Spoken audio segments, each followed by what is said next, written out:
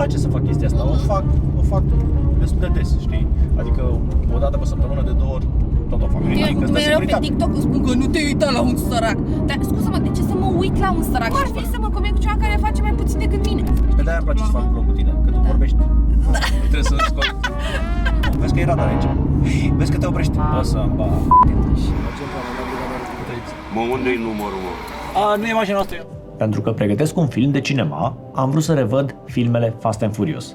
Am fost surprins că nu am reușit să găsesc seria pe platformele de streaming din România, chiar dacă am abonament la mai toate platformele. Problema era de fapt că încercam să o văd din România, iar dacă aș fi fost în altă țară, filmele erau disponibile. Așa că am găsit soluția, să mă mut virtual în altă țară prin VPN, folosind Surfshark, și astfel am rezolvat problema. Surfshark este o rețea privată care îți asigură intimitatea în navigarea pe internet și îți ascunde adresa de IP, iar orice operațiune o faci din câteva clicuri.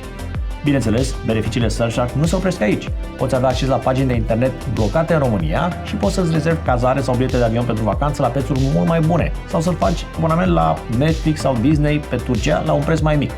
Pentru mine, e foarte important ca totul să fie simplu și portabil pe orice device, iar Surfshark are un design simplu și un singur cont se poate atașa pe un număr nelimitat de device-uri.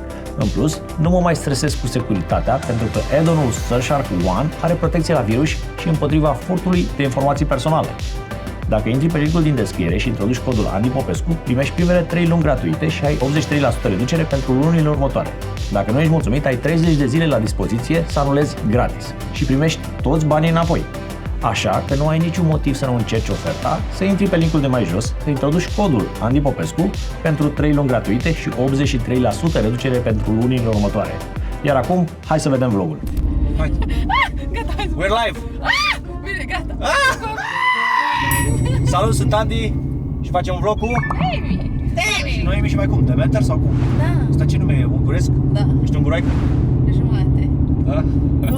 Cum pus cu roica? Uite, 5. Da. Ai văzut cum se uita la tine? Nu. Ce mașină face vlog? Da, cu un AMG GTR Pro de 900 de cai. Am primit modificările aici pe WhatsApp, este o listă nici pentru BAC, n-am citit. Bă, știi ce am făcut eu azi noapte? Am băut la tutun toată noaptea și stam și mă gândeam. Și iar am băut la tutun până m-a luat dracu. Și am adormit. Și la ce te-ai gândit, mă, cocoșilă? Bă, nu vă spun că sunteți proști și nu știți să vă țineți gura. Este un AMG GTR Pro de 900 de cai, motor de 4000, biturbo, V8, tracțiune în spate. E o mașină de curse asta. Da, este o mașină mai mult de circuit. Am fost surprins că nu se pot da scaunele mai pe spate. Poți doar să dai scaunul mai în față și mai în spate, dar să ridici sau să-l lași mai jos nu merge, sau spătarul nimic, stai așa cum ești. Foarte rigidă, foarte rigidă. Deci practic e o mașină pentru pasionați. Exact. Nu, vezi că e radar aici. Față. De mai repede, de mai repede. N-ai număr pe față, nu? Vezi că te oprești. O să-mi ba. Trage pe dreapta. 5 minutes later. Mă, unde-i numărul, mă? Nu e mașina noastră. Dacă ai avea 200.000 de euro să-i dai pe o mașină, nu știu dacă ți-ai la mașina asta. Cred că ți-ai la altă mașină. Vezi? Nu. Pentru că este o mașină pentru un pilot. Nu Da. pentru un cocalar ca noi. Dar E și fan BMW. Da? place. Îi plac BMW-urile. Place, da. Dacă mă întreabă lumea de ce mi-am luat A5, eu am vrut să dau în momentul respectiv 40.000 de euro pe mașină și atunci nu mi-a plăcut niciun BMW 40.000 de euro, pentru că la mine e gen ori e M, ori nu e deloc. Ori nu e deloc. Unde mergem acum? Mergem la locul tău pe autostradă? Da, pe autostradă. Ai avut voie să conducem cu viteză? Ce Hai că te seama? dau puțin. Te-a dat cineva cu mașina asta până acum? Nu știu, nu m-a dat nimeni cu mașina asta. Dar mi-aș dori să nu scrie mașina. Nu să zgârie. Vreau să-ți arăt cum se aude admisia când accelerezi. Se aude Agresiv rău. Ai auzit? Am auzit. Admisia. Ok, mai intra pe mine, dar tu ți-ai luat mașina asta? Eu nu merg la mașina asta, că asta e o mașină pentru un pilot. De-aia o are un pilot. Eu nu sunt așa pasionat. Adică mie îmi place Deci să ești merg. mai chill. Știi ce îmi place mie să fac? Fii atent, fără mișto. Îmi place să merg seara, când orașul este Cruising cu muzică. cu Sau să auzi evacuare. cu Tesla, cu Lamborghini. Îmi place să fac chestia asta. O fac destul de des, știi? Adică o dată pe săptămână, de 2 ori, tot o fac. Este asta o mașină care să zic că te-ar bucura Dacă ai merge cu ea până la munte sau până la mare? Da, pentru că mie îmi place să fiu într-o mașină care atrage toate privirile. Asta chiar că atrage toate pe Da, este o mașină Pentru că este extrem de durată. frumoasă, este foarte frumoasă, este o mașină superbă Da. și nu trece nicăieri. Neobservat. Exact. Deci,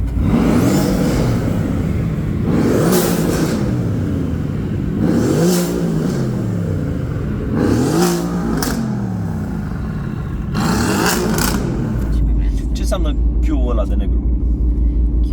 Îți a fost prima Îți plac negri? plac. Bine, nu sunt rasistă, dar gen n-aș fi niciodată cu un negru. Păi de ce ți-ai făcut dama de negru?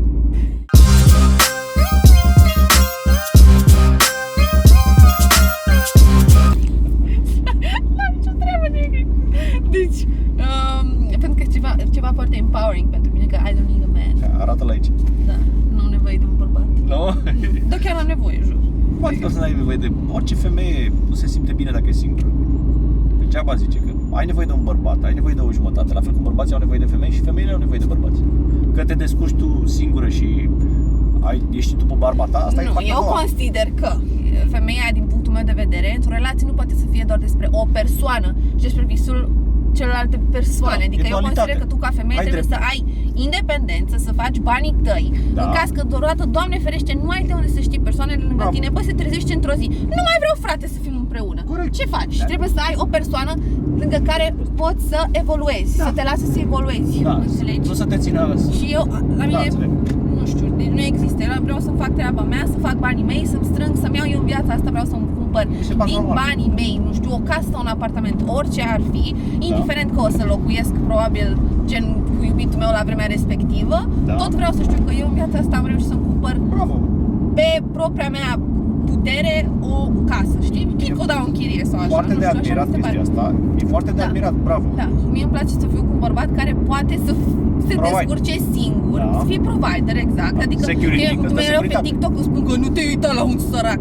Dar scuză-mă, de ce să mă uit la un sărac și cineva care nu are gen motivație să facă ceva și care stă eventual pe banii părinților sau nu știu, toată ziua și se plânge și că nu gen de condiția sa, adică nu vreau pe cineva care să mă demoralizeze și să mă tragă în jos, vreau pe cineva care să mă motiveze să fiu cea mai bună versiune a mea, Bravo. să-l văd că face, să-l văd că are ambiție, să văd că, nu știu, are te flacăra încurajeze, aia în el. să gen, te pur și simplu. încurajeze. Da, și să fie de acord și cu ce fac. Ar fi să mă combin cu cineva care face mai puțin decât mine. Cum ar fi? Adică nu există Dar mai așa există ceva. cazuri, să știi. Există cazuri în care, într-adevăr, femeia întreține bărbatul, nu sunt de acord absolut deloc cu așa ceva. Adică, automat, bărbatul ăla te pune pe tine ca femeie într-o energie masculină Da. și ești, gen, femeia trebuie să fie feminină, gen, nu știu, să... Nu știu, înțelegi ce spun? Da, înțeleg că nu sunt de acord cu ce spui. Ce nu sunt de acord este că tu duci chestia asta la extrem și zici am nevoie de bărbați. Bă, da, frate, ai nevoie de bărbați, că vrei să faci un copil, că vrei să te înțelegi, Da. vrei să ai o dualitate, să simți Ideea e că... că eu nu vreau să fac un copil momentan. Și atunci probabil de aia am gândirea asta momentan. Adică Pe câți ani ai? 27. Și mama m-a făcut la 34, deci eu până la 34, sincer, chiar nu am în gând să fac un copil. Da. Dar probabil am gândirea asta acum pentru că, nu știu, cam de un an așa sau mai puțin. De fapt, vreau să mă focusez foarte mult pe carieră, să zic, Da, și să-ți faci un rost. Da, nu știu, vreau să fac foarte mulți bani. Asta este chestia și vreau să am pe cineva lângă mine care înțelege chestia asta și mă susține. Și nu pentru că ești materialistă, ci pentru că îți dă libertate. Banii îți dau libertate. Păi nu, eu mi-am cumpărat mașina asta acum, Bada 5-ul, pe mea, scuze, Da. vă puneți un pic pe acolo. Adică mie nu mi-a dat nimeni un leu, adică vreau să iau bravo. absolut totul Admirat. singură, ca să nu aibă nimeni ocazia să spună că, uite, ți-am luat mașina asta sau, Da. na, nu știu, te-am ajutat. Dar din ce faci bani acum? Din Instagram.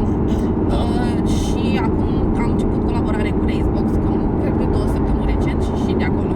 Bun, aici că suntem pe o șosea goală, putem să-i dăm așa un pic. Dar vreau să ai grijă de mașină. Dă-i blană! Ok.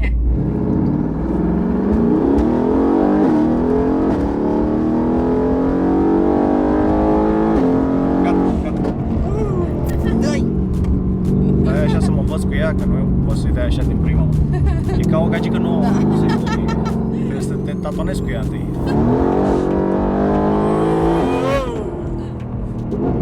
Îmi place accelerația, îmi plac frânele. Cred că are frâne ceramice, nu? Da. Așa apare după cum.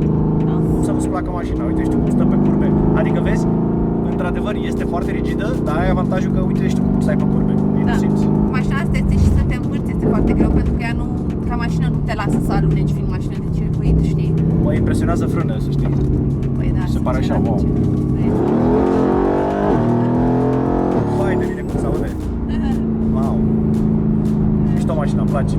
Știi ce m-a impresionat pe prima dată la mașina asta când am văzut-o prima dată? Genul ăsta de mașină? Nu. Faptul că e 170.000 de euro.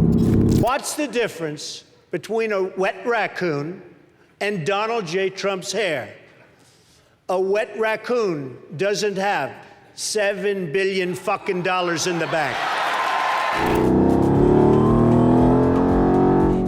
Băi, e mișto, îmi place, adică îți dai seama că n-are cum să nu-ți placă sunetul ăsta de V8 și plouă valvul ăla, știi, când îl... Da. E așa, îți dă un feeling ca lumea.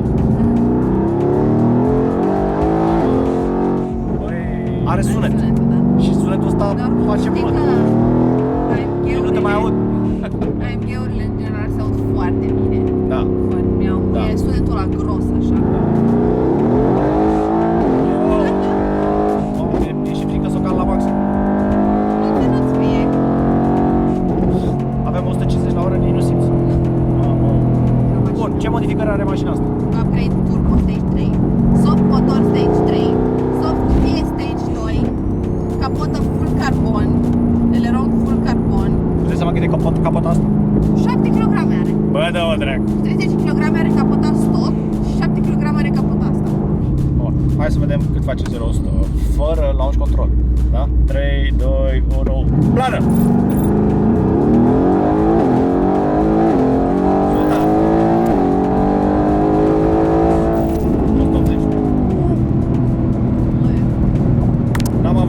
N-am avut să instalație să dau de 100. Este o mașină de cursă. Asta este concluzia. Nu este o mașină de touring. Să te duci să faci țara în lung și în lat. Nu, este o mașină de Deci cursă. și scaunele sunt comode, ți-am zis. Deci dacă ești pasionat, atunci poți să îți iei mașina asta.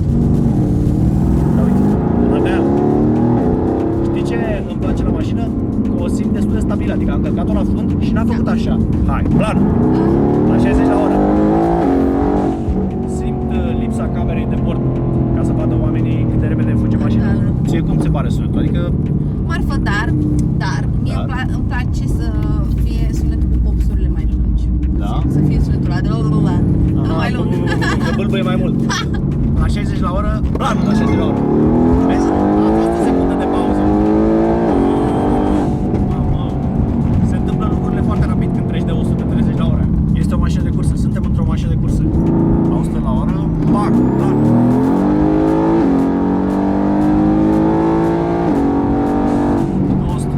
Bă, îmi place mașina. Știi?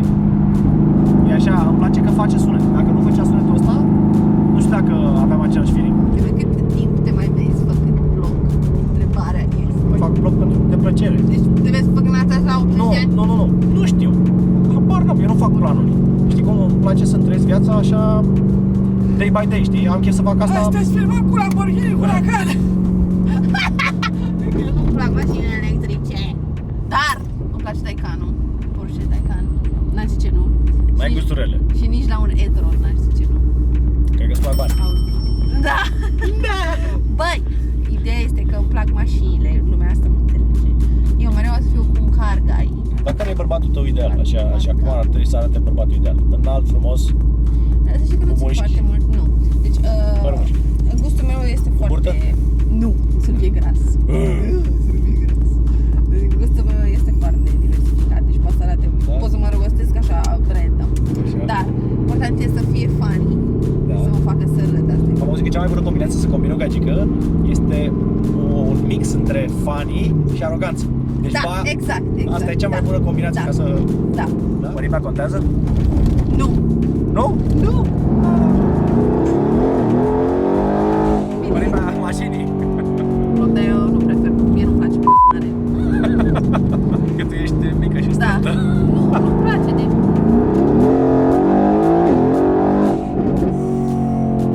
E adrenalină non-stop cu mașina asta când o calci. Acesta a fost vlogul, lăsați-ne, vă rog, un comentariu și noi o să citim toate comentariile, promitem. Și spuneți-mi dacă vreți să fac vlogul Noemi cu MT-ul. Că oricum fac. Ok. Pa, pa, ceau. Surfshark este o rețea privată care îți asigură intimitatea în navigarea pe internet. Așa că nu ai niciun motiv să nu încerci oferta, să intri pe linkul de mai jos, să introduci codul Andy Popescu pentru 3 luni gratuite și 83% reducere pentru lunile următoare.